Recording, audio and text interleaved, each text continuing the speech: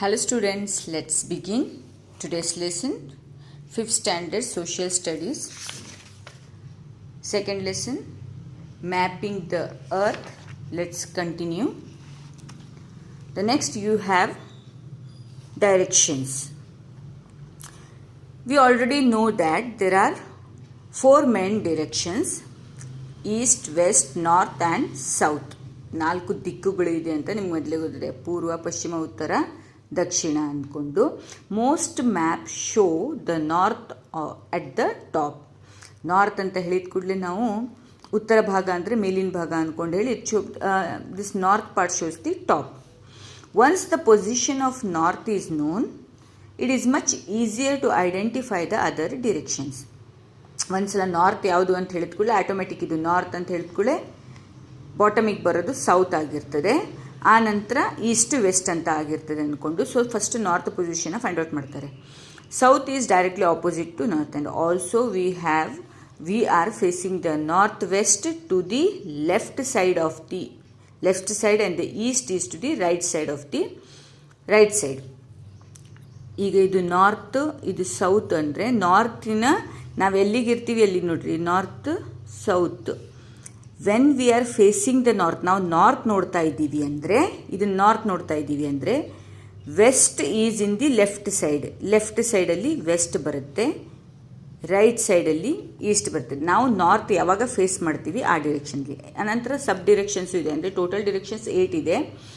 ಆನಂತರ sub directions ಏನಿರುತ್ತೆ, north ಮತ್ತು ವೆಸ್ಟ್ ಮತ್ತು ನಾರ್ತಿನ ಇನ್ ಬಿಟ್ವೀನ್, ವೆಸ್ಟ್ ಮತ್ತು ನಾರ್ತಿನ ಇನ್ ಬಿಟ್ವೀನ್ ನಾರ್ತ್ ವೆಸ್ಟ್ ಆಗಿರ್ತದೆ.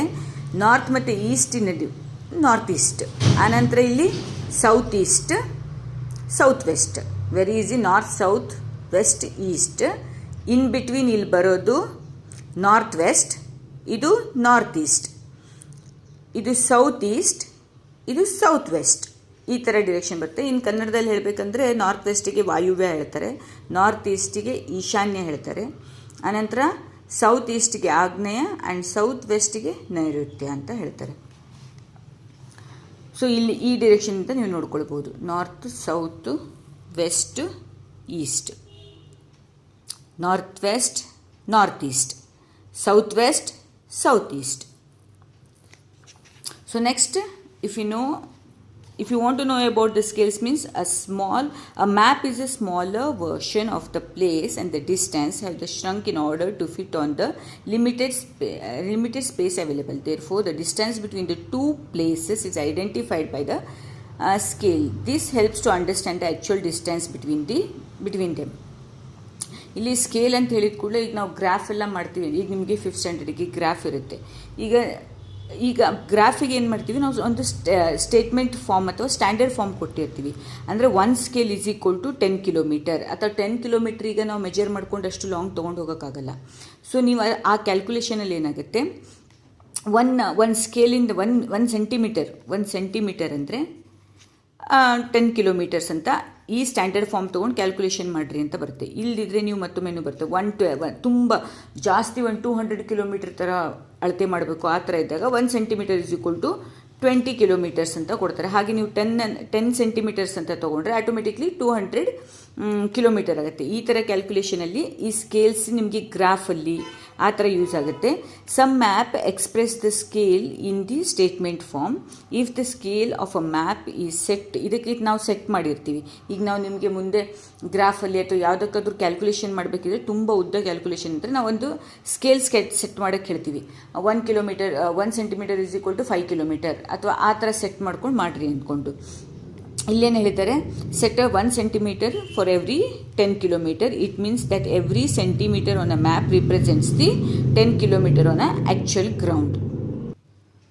ಸೊ ನೆಕ್ಸ್ಟ್ ನಿಮಗೆ ಇಲ್ಲಿ ಫಾರ್ ಎಕ್ಸಾಂಪಲ್ ಇದು ನೋಡೋಣ. The distance between Pune and Mumbai is approximately 150 kilometre ಇದೆ. ಮುಂಬೈದಿಂದ Poona 150 kilometre.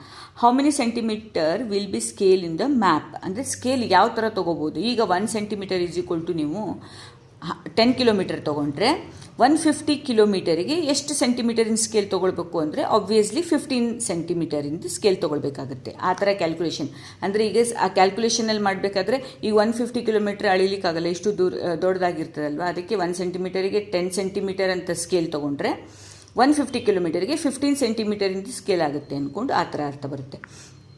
Graphic scale or a linear scale. Graphic scale ಅಂದರೆ ನಾವು ಯೂಸ್ ಮಾಡ್ತೀವಲ್ಲ ಸ್ಕೂಲಲ್ಲೆಲ್ಲ, ಬಾರ್ ಸ್ಕೇಲ್, ಆ ಥರದಕ್ಕೆ ಗ್ರಾಫಿಕ್ ಸ್ಕೇಲ್ ಅಂತೇವೆ. When the scale is not given, scale ಯಾವುದು ಕೊಟ್ಟಿಲ್ಲ, ಈ ಥರದ ಕ್ಯಾಲ್ಕುಲೇಷನಲ್ಲಿ ಮಾಡಿರಿ ಅಂತ ಕೊಟ್ಟಿಲ್ದಾಗ this statement form, but instead it is in the form of line divided at a regular interval, it is called a graphical or linear scale. ಅಂದರೆ ನಾವು ನಾರ್ಮಲ್ ಸ್ಕೂಲಲ್ಲಿ ಯೂಸ್ ಮಾಡ್ತೀವಲ್ಲ, ಎಷ್ಟು ಸೆಂಟಿಮೀಟರ್ ಆಗದೆ ಅಂದ್ಕೊಂಡು ಅಂತ ಹಿಂಗೆ ಮಾರ್ಕ್ ಮಾಡ್ತೀವಿ ನೋಡ್ರಿ, ಅದು. The other features of maps. Other features of ಮ್ಯಾಪ್ಸಲ್ಲಿ ನಿಮಗೆ ಸಿಂಬಲ್ಸ್ ಬರುತ್ತೆ. So there are so many symbols. ಈಗ ನೀವು ರೋಡಲ್ಲಿ ಟ್ರಾವೆಲ್ ಮಾಡ್ತಾ ಹೋಗಬೇಕಿದ್ರೆ ಅಲ್ಲಿ ಪೆಟ್ರೋಲ್ ಬಂಕ್ ಬರುತ್ತೆ, ಆನಂತರ ಇಲ್ಲಿ ಹಂಪ್ಸ್ ಇದೆ, ಇಲ್ಲಿ ರೈಲ್ವೆ ಸ್ಟೇಷನ್ ಇದೆ, ಅದಕ್ಕೊಂದೊಂದೊಂದು ಸಿಂಬಲ್ ಹಾಕಿರ್ತಾರೆ. So symbols are simply very small in a shape or it is a sign that stands for something. ಆ ಸೈನಿಂದ ನಾವು ಅರ್ಥ ಮಾಡ್ಕೊಳ್ಬೋದು ಇಲ್ಲಿ ಮುಂದೇನು ಬರುತ್ತೆ ಅಥವಾ ಇದು ಯಾವುದಕ್ಕೆ ಸೈನ್ ರಿಲೇಟೆಡ್ ಇದೆ ಅಂತ. It often looks quite like a things that represents. Map follow uniform symbols in general for easy reference. ಈಗ ಫೀಚರ್ಸ್ ನೋಡಿದ್ರೆ ರೋಡಿನ ಸಿಂಬಲ್ ಈ ಥರ ಇರುತ್ತೆ. ನೆಕ್ಸ್ಟ್ ಬ್ರಿಡ್ಜ್, ಏರೋಡ್ರೋಮ್ ಅಂದರೆ ಏರೋಡ್ರೋಮ್ ಇಲ್ಲಿದೆ ಅಂತ ಏರೋಪ್ಲೇನಿಂದ ಇದು ಇರುತ್ತೆ. ಅನಂತರ river, mountain, state capital, fort, harbour, next international boundary, peak, national capital, national boundary, dam and pass. ಈ ಥರ ಈ ಸಿಂಬಲ್ಸ್ ನೋಡಿದ್ರೆ ಇಲ್ಲಿ ಏನಿದೆ ಅಂತ ನಾವು ಅರ್ಥ ಮಾಡ್ಕೊಳ್ಬೋದು. ಇನ್ನು ಅದಕ್ಕೆ ಸಿಂಬಲ್ಸಿಗೆ ಇನ್ನೂ ಇದು ಮಾಡೋಕ್ಕೆ ಏನು ಸಿಂಬಲ್ಸ್ ಆಯಿತು, ಇನ್ನು ಎಲ್ಲದಕ್ಕೂ ಒಂದೊಂದು ಪರ್ಟಿಕ್ಯುಲರ್ ಕಲರ್ ಕೊಟ್ಟಿರ್ತಾರೆ. ಈ ಕಲರಿಂದ ನಾವು ಫೈಂಡ್ ಔಟ್ ಮಾಡ್ತೀವಿ. ಗ್ರೀನ್, ಯೆಲ್ಲೋ, ಬ್ರೌನ್, ಈ ಥರದ್ದು ವೈಟ್ ಹಾಕಿದರೆ ಬ್ರೌನ್ ಬಂದರೆ ಮೌಂಟೇನ್ಸು. ಆನಂತರ ಗ್ರೀನರಿ ಇದ್ದರೆ ವ್ಯವಸಾಯ ಮಾಡೋಕ್ಕೆ ತುಂಬ ಪ್ಲೇನ್ಸ್ ಅಂದರೆ ಬಯಲು ಪ್ರದೇಶ ತುಂಬ ಚೆನ್ನಾಗಿದೆ ಅಂದ್ಕೊಂಡು ಗ್ರೀನ್ ಕೊಟ್ಟಿರ್ತಾರೆ, ಅಗ್ರಿಕಲ್ಚರ್ ಮಾಡೋಕ್ಕೆ ಚೆನ್ನಾಗಂತಾರೆ. Colour show the physical features in the maps and the globes. Like ಗ್ಲೋಬಲ್ಲಿ ನೀರು ಬ್ಲೂ ಕಲರ್ ಇದ್ದರೆ ನೀರು ಜಾಸ್ತಿ ಡಾರ್ಕ್ ಬ್ಲೂ ಇದ್ದರೆ ಡೀಪ್ ಸಿ ಥರ ಇರುತ್ತೆ ಅಂದ್ಕೊಂಡು ಅರ್ಥ. ಆನಂತರ ಲೈಟ್ ಇದ್ದರೆ ಶಾಲೋ ನೀರಿದೆ ಅಂದರೆ ಸ್ವಲ್ಪ ಕಮ್ಮಿ ನೀರಿದೆ ಅಂತ. ಆ ಥರದ್ದೆಲ್ಲ ಇವ್ರು ಕಲರ್ ಫೀಚರ್ಸಲ್ಲಿ ತೋರಿಸಿರ್ತಾರೆ. Water bodies are shown in blue. ನೋಡಿರಿ, ವಾಟರ್ ಬಾಡೀಸ್ ಯಾವಾಗಲೂ ಬ್ಲೂದಲ್ಲಿ ಶೋನ್ ಮಾಡ್ತಾರೆ. Shallow waters are identified in a lighter shade. ಸ್ವಲ್ಪ ಕಮ್ಮಿ ನೀರಿದ್ದರೆ ಲೈಟ್ ಬ್ಲೂ ಇರುತ್ತೆ. While deep waters are shown in a deep blue shade. ತುಂಬ ನೀರು ಡೀಪಲ್ಲಿದೆ ಅಂದರೆ ಡಾರ್ಕ್ ಬ್ಲೂ ತೋರಿಸುತ್ತೆ. Hills and the mountains are shown in a brown. ಈಗ ನಿಮಗೆ ಸಿಂಪಲಾಗಿ ಡ್ರಾಯಿಂಗ್ ಮಾಡಿರಿ ಅಂದರೆ ಎಲ್ಲರೂ ಹಿಲ್ಸ್ ಬಿಟ್ಟರೆ ಆ್ಯಸ್ ಯೂಶುವಲ್ ಮಣ್ಣಿನ ಕಲರ್ ಬ್ರೌನ್ ಅಂತ ನೀವು ಬ್ರೌನೇ ಕಲರ್ ಕೊಡ್ತೀರಾ, ಪೇಂಟ್ ಮಾಡ್ತೀರಾ. So hills and the mountains are shown in a brown and the yellow while plains and lowlands. Yellow ಕಲರನ್ನು ಲೋ ಲ್ಯಾಂಡ್ಸ್ ಅಂದರೆ ಪ್ಲಾಟೂ ಅಂತ ತೋರಿಸ್ತೀವಲ್ಲ ಅದಕ್ಕೆ ಇರ್ತದೆ. ಅಂದರೆ grassy areas are shown in the green colour ಗ್ರಾಸಲ್ಲಿ ತೋರಿಸ್ತಾರೆ. ಇಲ್ಲಿ ನೋಡೋಣ, ಲ್ಯಾಂಡ್ ಫಾರ್ಮ್ಸಲ್ಲಿ ಪ್ಲೇನ್ಸ್ ಗ್ರೀನಲ್ಲಿ ತೋರಿಸ್ತಾರೆ, ಪ್ಲಾಟೂ ಯೆಲ್ಲೋ ಕಲರಲ್ಲಿ ತೋರಿಸ್ತಾರೆ. Next high mountains brown, snow colour obviously white, snow white colour ಇರುತ್ತೆ.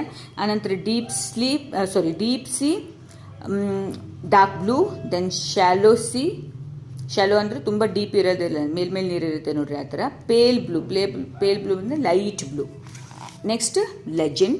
ಅ legend or a key is a list of symbols used in a map placed in a box next to the map. ಇದಕ್ಕೆ ಹೇಳ್ತಾರೆ. ಇಲ್ಲಿ ಏನೇನಿದೆ ಅನ್ನೋದು ಈ ಸಣ್ಣ ಬಾಕ್ಸಲ್ಲಿ ನಿಮಗೆ ಅರ್ಥ ಮಾಡ್ಕೋಬೋದು. This key tells us what the colour and the symbols used for the map. ಇದು ಯಾವ್ದಾವ್ದು ಕಲರ್ಸ್, ಈಗ ನೀವು ಇಲ್ಲೆಲ್ಲ ಏನೇನೋ ಕಲರ್ ಕೊಟ್ಟಿರ್ತೀವಿ, ಯಾವ ಕಲರ್ ಏನಂತ ಗೊತ್ತಾಗಲ್ಲ ಅಂದ್ಕೊಂಡು ಈ ಸಣ್ಣ ಬಾಕ್ಸಲ್ಲಿ ಈಗ ನೀವು ಗ್ರೀನ್ ಕೊಟ್ಟಿದ್ದೀರಿ, ಗ್ರೀನ್ ಏನು ಏರಿಯಾ, ಇದು ಬ್ಲೂ ಏನು ಏರಿಯಾ ಅಂದ್ಕೊಂಡು ಅದನ್ನು ಮೆನ್ಷನ್ ಮಾಡೋಕೆ ಅಂದ್ಕೊಂಡು ಇರ್ತದೆ. ಸೊ ಇದಕ್ಕೆ ನಾವು ಏನು ಹೇಳ್ತೀವಿ, ಲೆಜೆಂಡ್ ಅಂತ ಹೇಳ್ತೀವಿ. So let us revise what you have learned. A map is a drawing of a part or a whole of the earth on a flat surface. Flat surface ಅಲ್ಲಿ ಡ್ರಾ ಮಾಡಿ ಆ hole ಅರ್ಥನ್ನು ಮಾಡಿರ್ತಾರೆ, ಅದಕ್ಕೆ ನಾವು map ಅಂತ ಹೇಳ್ತೀವಿ. The upper part of the map is generally signifies the north of the regions it represents. Every map is meant to give specific information regarding the region. ಎಲ್ಲ map particular ಅಂದರೆ 3 ಥರದ್ದಿತ್ತು ನೋಡ್ರಿ, ನೆನಪಿದೆಯಾ? 3 types of maps ಅಂತ ಹೇಳಿದ್ನಲ್ಲ, physical map, political map, physical map ಮತ್ತು ಥೆಮ್ಯಾಟಿಕ್ map ಅಂತ. So So every map represents the gives specific information regarding the region. The scale of a map tells us actual distance between 2 points. Scale ಎಷ್ಟು ತೊಗೊಂಡಿರ್ತೀವಿ ಅಂತ 1 centimeter is equal to 10 kilometers, 20 kilometers ಆ ಥರ. Maps are also different types: political, physical, thematic.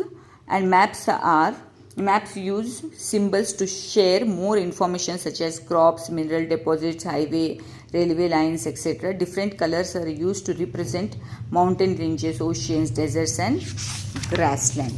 So that's what you are having in this lesson, mapping the earth. Hope you have understood the lesson. Okay, thank you so much, children.